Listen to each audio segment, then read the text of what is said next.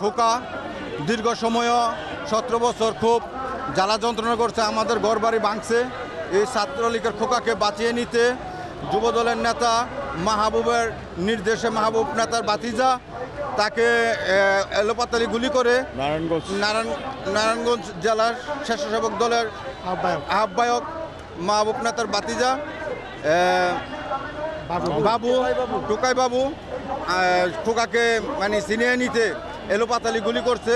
গুলির কারণে আমার ভাই বাবুন ডাইরেক্টে গুলি করছে, গুলির কারণে আমার ভাই নিহত হয়েছে।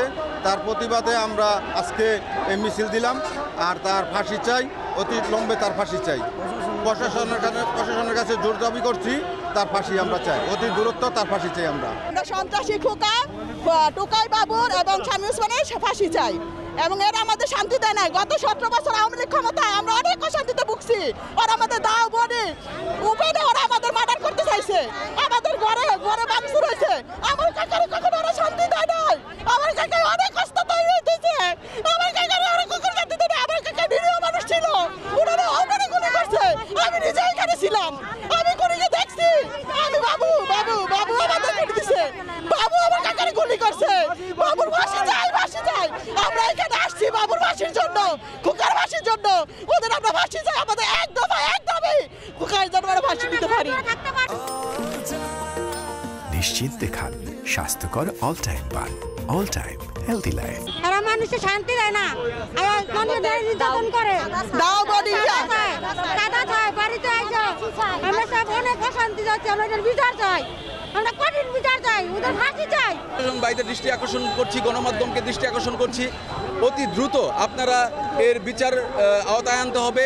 যদি আপনারা তাকে আসামিদেরকে বিচার আওতায় না নেন, তাহলে আজকে আমরা রাজপথ ঘেরাও করেছি, কালকে আমরা থানা ঘেরাও করব, পরবর্তীতে আমরা জেলা প্রশাসক ঘেরাও করব। প্রয়োজনে আমরা ঢাকা রাজপথে নেমে মানববন্ধন করব এবং জাতীয় প্রেস ক্লাব আমরা ওইখানে আমরা প্রোগ্রাম করব। জাহিদুল ইসলাম বাবুর নির্দেশে একদল সশস্ত্র অস্ত্র নিয়ে বাবু সহ এবং নারায়ণগঞ্জ জেলা স্বেচ্ছাসেবক দলের আহ্বায়ক মাহবুবের নির্দেশে তার ভাতিজা টোকাই বাবু এসে ডাইরেক্ট পিস্তল ঠেকাইয়া মাথার মধ্যে গুলি করে। এর নিন্দা, তীব্র নিন্দা, এবং তার ফাঁসি চাই।